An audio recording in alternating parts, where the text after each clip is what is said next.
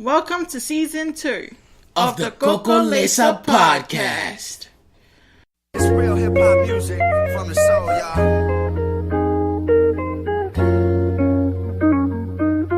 From the soul. It always start with loving, don't it? That we always end up fighting, but we could fall off long as we get back to riding, homie. You the only one I see. Get it funny. What's going on, family? So we're currently on hiatus right now, but because of everything going on, we needed to come back and do this conversation and do this episode. And so we want to start off by sending our love, our duas, all of our aloha out to our Muslim community who is suffering right now from this recent tragedy that happened at home. We want to say to you, Salamu alaikum wa rahmatullah, Supremacy hadin.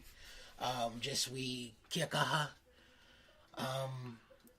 We're very much with you right now, and we sincerely feel what you're going through. So. Yeah, I don't know, I just don't feel like there's enough words to kind of express how I really feel, but yeah, I think he said all of it. No, that's understandable. That's definitely an understandable feeling and sentiment. And so there's a conversation. We talk a lot about things in our community from the inside out, but there are still things that need to be addressed that affect us. And so the tone and the majority of this conversation, we've been very active on Poly Twitter recently, even before this happened. And somebody did a thread for unpopular opinion, Aotearoa, and something that I specifically said, I said two things. And the first thing was that we need more businesses that are focused around things other than just food sports. And music and sports in our community, so that we have greater control over our communities. And the other thing that I said was that white supremacy and racism are towards the Maori, are intrinsic and deeply ingrained in Kiwi culture, and that they need to be aggressively combated. And someone had commented on that and was like, aggressively is the wrong word. Maybe try assertive. And then somebody else was very supportive and stood up and said, no, aggressive is appropriate in this context, and you trying to nitpick takes away. But and then but to stay on task, not 4 or 5 days after that, we had one of the biggest mass shootings and terrorist attacks, domestic terrorist attacks that we've had in a very long time in our history, since a lot of the colonization and things like that have happened. But I think exactly what you said is correct. It needs to be aggressively combated. Right. And like this pussyfooting, like beating around the bush kind of thing. It's that very same environment, attitude, that white entitlement, that white supremacy that has allowed the situation to happen. So one thing I find is very prevalent in Kiwi culture is that we like to distance ourselves from racism because across the ocean we have the Australians. We're like, oh, we're not as bad as the Australians. Clarify for me and for them when you say we, who you mean. Because for you, I know you identify as Kiwi. Yeah. But for me, I don't identify as Kiwi. Like, I identify as a part of the Maori community. And so I view Kiwi as Pākehā. And I know that's a little weird sometimes in our interacting. Because for me, we've had this conversation among us where I even get frustrated because I feel as though even members of the Pacifica community don't have proper respect for Maori in Aotearoa. And we have plenty of issues in our own community towards even other minorities. Right. And so I just wanted to clarify a little bit who you meant when you say Kiwi, because I think everybody knows by now from listening, and I'm very clearly pro Maori first. Well, when I say we, I mean we put this, we in terms of New Zealand as a whole tend to put this front out to the world that we are not, like that this is like a great place to be. Like we're this beautiful cultural mecca where we have peace and community and understanding, and we don't experience the outside issues of the world like racism and shit like that. So when the Trump thing happened, when Trump was elected when he became president, a lot of the commentary from Americans were like, "Oh, okay, so can we move to let's move to New Zealand? We're moving to Canada. We're moving to New Zealand." And then my immediate thought was like, I mean, yeah, you're welcome, but we're not as great as we seem to put out there. Like, we have racism too. We have all these issues. It's something I always tell people. People are always like, well, how do you like New Zealand? Is it great? I'm like, listen, everybody has their own problems. The grass is always greener. Like, the difference is, this is my home. These are my people. You know what I mean? So I'm not gonna. Aotearoa is always the better option than anywhere else, other than, you know what I mean? Because it's like your home is your home. But yeah, in terms of, so that's what I mean by when I say we. I mean, like, New Zealand's image that they put out there, and because we have Australia literally only a 3-hour plane ride away, we like to compare, like, oh, we're not as racist as Australia, because Australia is super duper racist. And something to call out is the terrorist, the white terrorist, white supremacist, white nationalist who committed this hateful, toxic terror attack on these innocent people was a white Australian.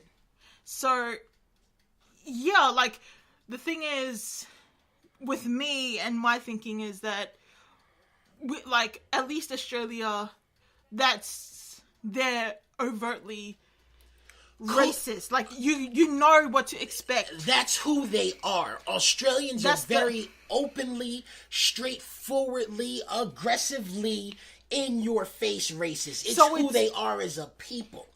So I feel safer knowing. Well, I don't know if I feel safer, but I'd they're rather out in the open and you know what's coming at you. Than people in New Zealand who hide behind persona. Like, we have that subtle, low-key racism, like, where people pretend. Like, I even had someone tell that to me because it was so funny, because I worked at one position where, like, one of the managers was Maori, one was a white girl from the UK.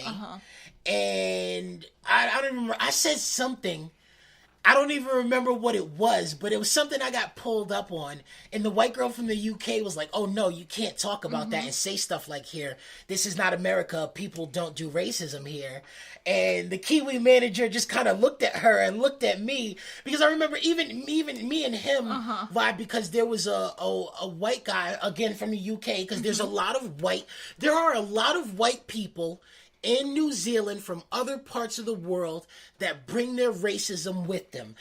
So it's very much a part of New Zealand Kiwis, which is not a real thing, and I will argue about that till the day I fucking die. White New Zealand European is not a real thing. But fucking the racist people from the UK, the racist South Africans, who have a very big problem with white South Africans, racist white South Africans, even though it's not exclusive to them. But anyway, and who else? What other white group? But there's a lot of different types of. So anyway, the conversation we had in the lunchroom was, I said, we are not Hawaii. The Kingdom of Hawaii is not a part of the U.S. It is a colonized kingdom that is unjustly imprisoned. And a part of a system it has no desire to be a part of. And because he was white and British, he was like, "You guys are still holding on to that?" Yeah. And me and the Kiwi, or me and the Maori manager were like, you know what I mean? They don't get it. And so there's like this cognitive dissonance between, like, it just, but so that's what we're talking about, how a lot of those mindsets are very prevalent. But just touching back onto this kind of image that New Zealand puts out to the world. I remember a little while ago, maybe it was last year. Yeah, it was last year. Taika Waititi, he made a statement that New Zealand is racist. And as a Maori man, all the like white media journalists all of the jumped white on people, him. period, they popped out of the fucking They're woodworks like, to hate "You're him a New Zealand and call ambassador. him disloyal. And You shouldn't be putting this out there like this." And and now that this has happened, it's like, well, he was like, we knew he was right. But did. now it's time for you to acknowledge that But he listen, was right. so something that also happened, we used to watch the AM show every morning. I turned it on so that we could be informed before we started our day of what was going on, you know, the weather, news, be up to date. And we got to a point where we had to stop watching Yeah, we it couldn't fuck with it. because it became very clear that the forerunners, the most important people on the show, were all racist towards people of color across the gambit, and that they were the voice of a lot of white Kiwis. And I mean, so much even to like there was this one news article. So here's something that I say very frequently, and I think it's very true. There's only love for Maori and Maori culture when it can be exploited financially, entertainment-wise, and to bring tourism to Aotearoa to the benefit of white Kiwis. Examples, the haka. White Kiwis go to fucking... Tribal tattoo tamokos Yeah. and things like that, right? Wearing the jade.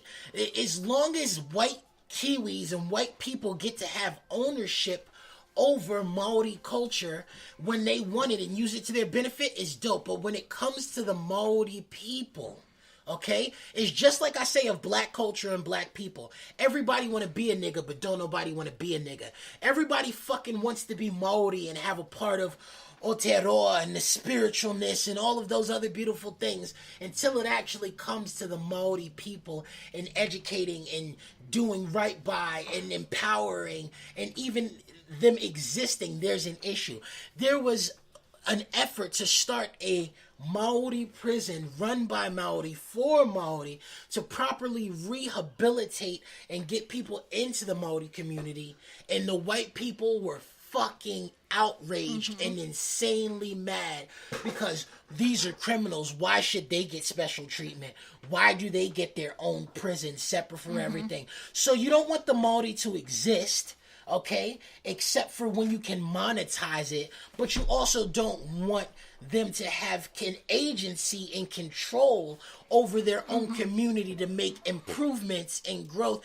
And this is what my tweet was about. This is that inherent, that desire to pimp and control and love and hate. And if you're sitting there wondering how this ties into the Christchurch event, and like, oh, we're kind of detracting from the Muslim community. No, what we're trying to say is that this is the environment that all of these things were born of, that made this possible.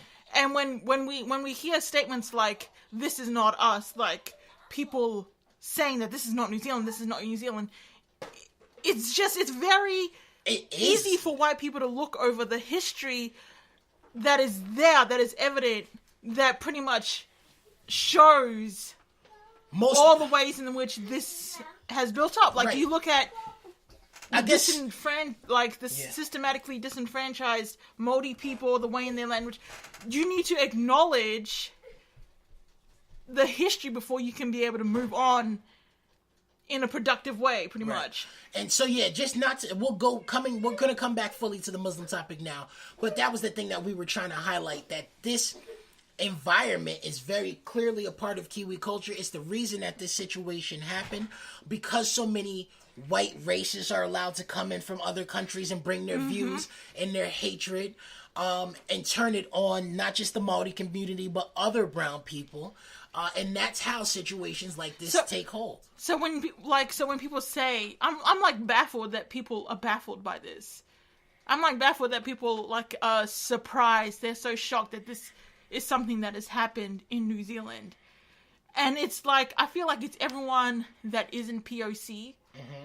Yes, white people really don't believe there's racism in New Zealand because they actively benefit from it and participate in it, and it doesn't affect them in a negative way. So some of them actually don't know it exists because they don't believe that the shit that they do and say is racist. You know, one thing that I noticed a lot is that this event has like really shattered white families. Not white families, but like it's really shattered the protective bubble that white families exist in. It makes people have to. It's just like the Trump election did in America. You have to openly talk about these things now and understand who the people you're living beside really are and what their views are. And I say that to people about Facebook all the time and Twitter now too.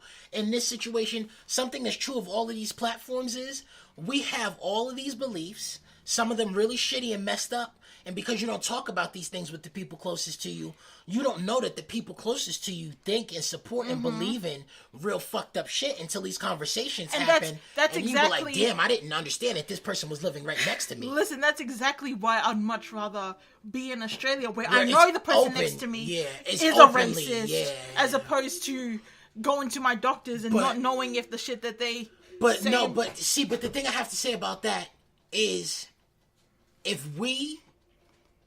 But we shouldn't be complacent like, oh, he's... Right, I'm saying we need to fuck racists up. We need to make racists afraid again. You need to feel your motherfucking life is threatened. I apologize. I'm a little bit extreme in my views, so I'm going to say that. So I'm sorry going into this. But if we had that type of environment at home and in Australia, shit like this wouldn't pop off. We need to feel safer as a people. We need protection that the government is not providing for us. Like this, there's no way this should have ever happened. There were so many people in your research that called this out to the government, that constantly spoke to the government to try and get situations like this prevented and help them be on top of this. And there was no accountability. There was no support.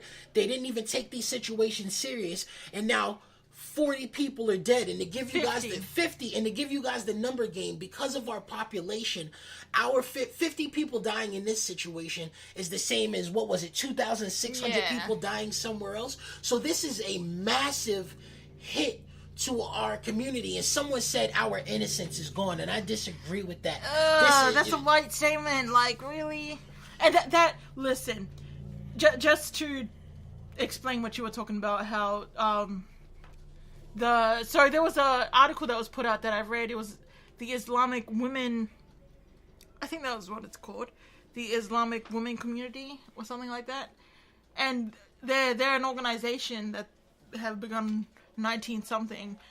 But for the last 5 years, every opportunity they could to talk to government officials, every opportunity they could to go to forums, to write reports, submit reports on the threats that they feel, they took, and they like actively pushed for surveillance, they actively asked like what resources are available to keep an eye on these alt-right, because we literally feel threatened. We need safety, we need protection, we need help. And this article, you guys need to check it out. It's an article on Spinoff. It has all the receipts. Like, they have talked to so many people in positions of power who were capable of doing more.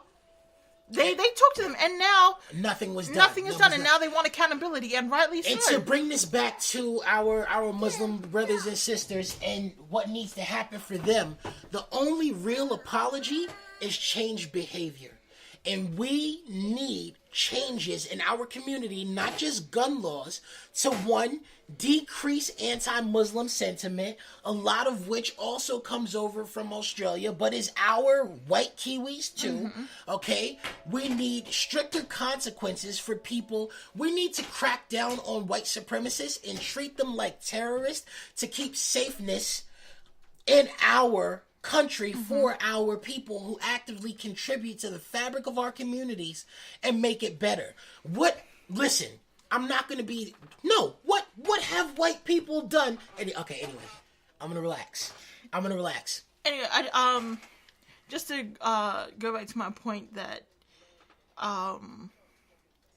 like, this event having shattered, like, white families' protective bubble.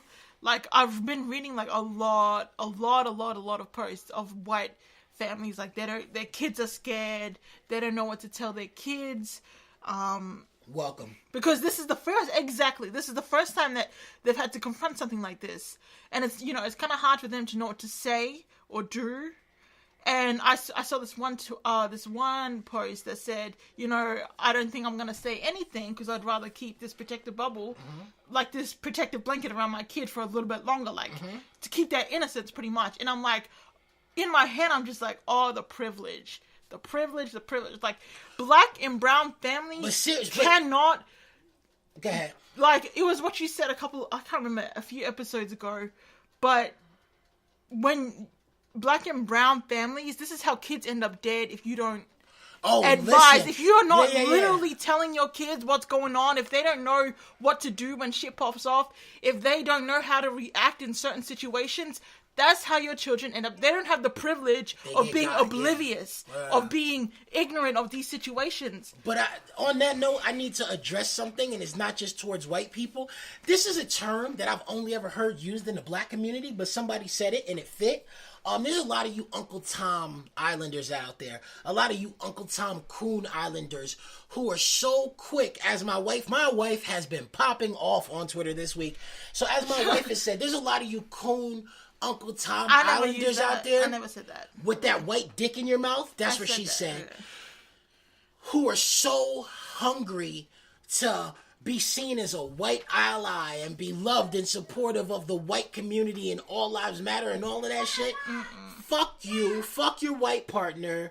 And I don't care who I offend on that one. Like, your priority should be your people. And if that's not the case, listen, I'm not going to talk on I'm not gatekeeping. I'm not going to gatekeep. But fuck you. I'll say that clearly and sincerely. Yeah, it's really hard.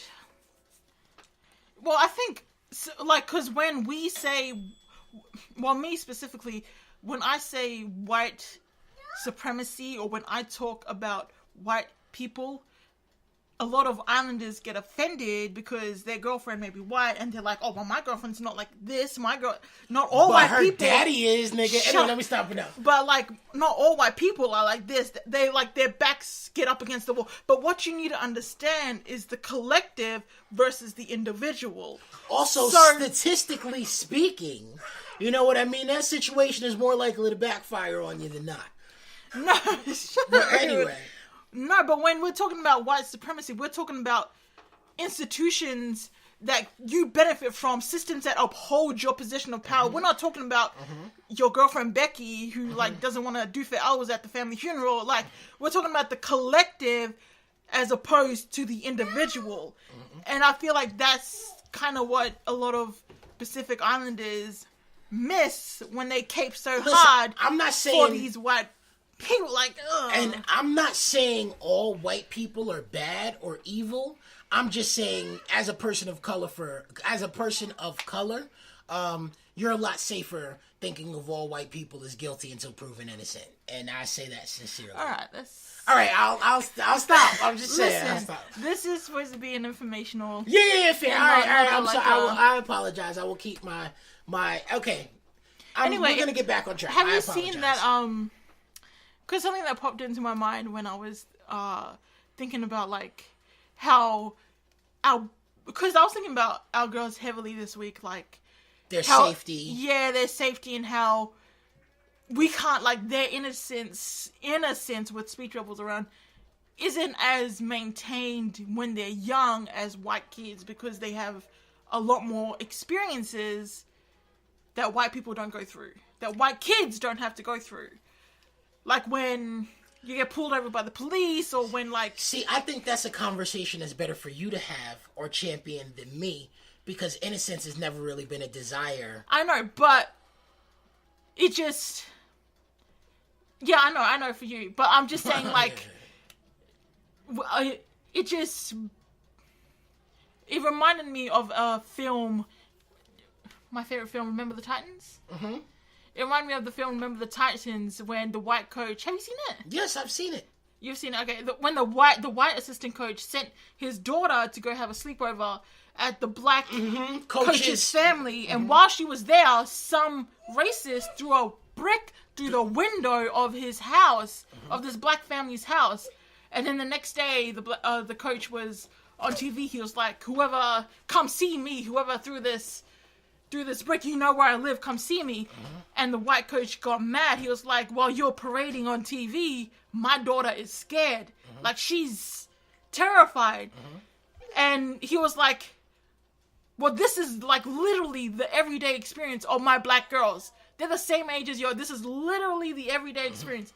And that's just what went through my mind when I hear white people try to center themselves in situations like these.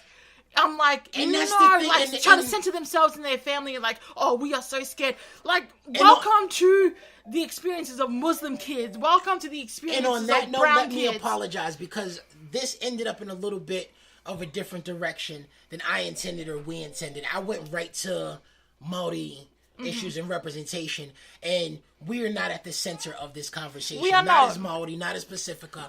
This is about our Muslim community right now and what they're going through, and the anti-Islamophobia that is very prevalent right now all over the world, but especially in Australian culture and becoming intrinsic in Kiwi culture, and it needs to stop, and we need to actively combat this and champion it amongst our other issues so that people can be safe and have a better way of life and live the way that we pretend we do. But you know what's funny is that the Muslim people that I have interacted with and that I know, like Muhammad, yeah, I know Muhammad. That's my guy right there. They're like, even your daddy Hamza, is he? Yes. He's a yeah. It's like there's so much love. There's so much love and like there's just so much more to them that is portrayed in media than what is portrayed out there. And I feel like white people, they're willfully ignorant when it comes to things like this. Like, I read the manifesto. You didn't read the manifesto. I didn't read all the manifesto. I read, like, the first... There's certain things that I refuse to entertain and let into my space. And I'm not even for the sake of curiosity. I'm not that curious. It doesn't involve me. It's nothing beneficial to my people, so there's nothing for me to engage in. Well, I've only read one manifesto previous to that, and that was the Elliot Rodger. You remember that guy? He shot up I think a campus in America, and he wrote a manifesto. And one thing that is very similar between the two manifestos is just this sense of entitlement. Yeah. Like for Elliot Rodgers, his one was like, oh, I have this. Why don't girls, like, they should be falling all over me. Right, they're incels. Yeah. And then that was what kind of spiraled his shit. But this recent one that I read, there was also a real sense of white entitlement in that it was a lot of our land, like white land, like these people. All white people, whether they know it or not, whether they actively participate in it, have white entitlement. And it is the belief that things belong to them or that they are entitled to things. Why is there affirmative action? Why don't I get to go to college for free? Where's White People Month? Where's White People Television? Where's White People Month? Where's White Scholarship? Where's...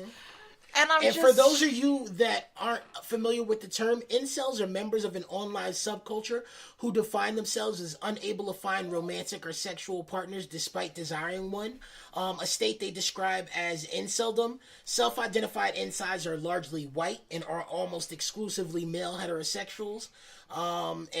Pretty much they tend to be very violent, hateful, all of these things towards women, people of color.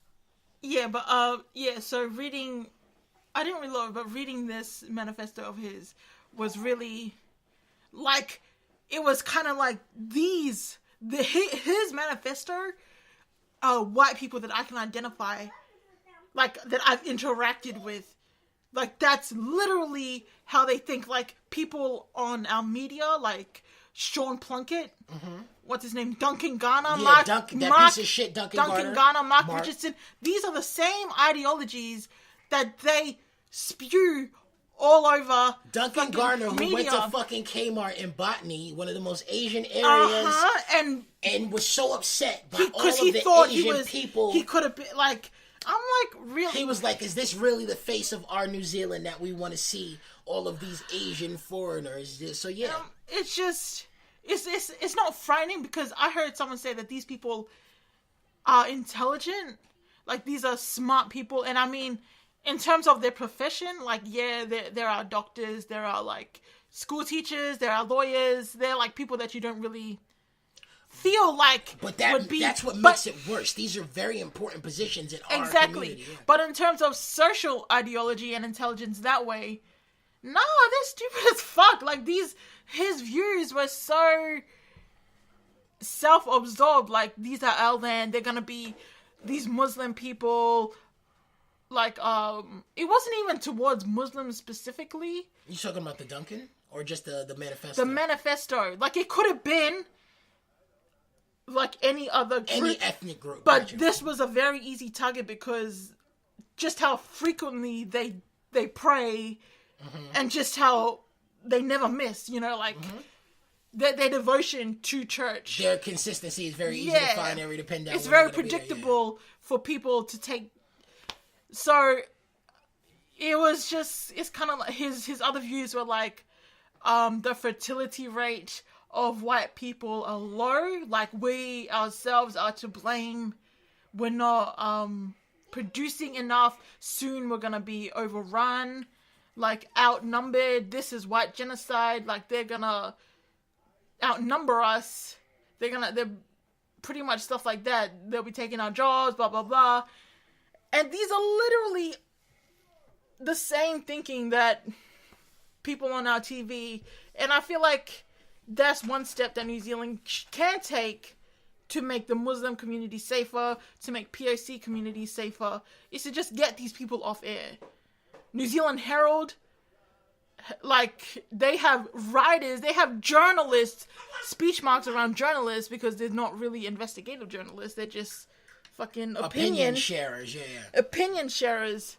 You need to get them off air. Like, that's one way we can fight white supremacy, is through avenues like that. And again, on a calmer note, coming back to it, even though we've gotten worked up, because this is a very passionate issue for us that we've talked about for a long time, experienced for a long time, and lived through, at the heart of this, stepping away from our anger, we really want to send our love again, and our apologies and our heartfelt condolences to the Muslim community and everybody who lost someone in this recent terror attack, and to let you know that as a community, as a people, we love you, we support you, and we are here for you. And there's a Give a Little page. It's like a GoFundMe, but I think it's a New Zealand version. So if you guys want to support, help pay, you know, for these families, because that's 50 families without caretakers and without kids and without... They've lost someone very sensitive. Yeah, you can donate to their Give a Little page. Maybe we'll post it in the link description. The Give a Little page link thing. Anyway, we'll we'll find a way to post it on our Twitter. We'll put it on our Twitter for sure.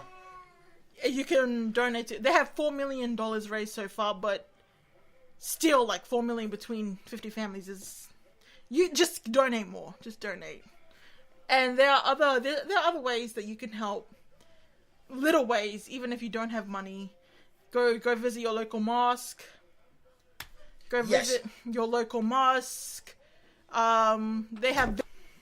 So yes, there's a lot of things that you can do to show your love and support right now, and just really do more than just be there. Something that Americans have started saying, is something that we've definitely said at home throughout this, is keep the love and prayers. Okay? What we need is actual change to prevent this from happening again. Again, the only real apology is change behavior. And so... And, like, if you're sitting there like, oh, what can I do, like, as a white person who doesn't really want to make it about me, or as an islander who doesn't want... There are a lot of ways that you can help fight white supremacy, help do your bit to fight racism. Actually stand up and put our arms around and love and support our Muslim community. And on that note, from hiatus as soon as possible, guys. We're just working on getting our hosting transferred right now and figuring out what the best choice is for us long term. But we're still going to post this episode in the meantime, and we'll be back with you as soon as you can. And we thank you for the love and support, and we hope that this has brought some understanding and light into the situations that we're going through. Thank you, family. 5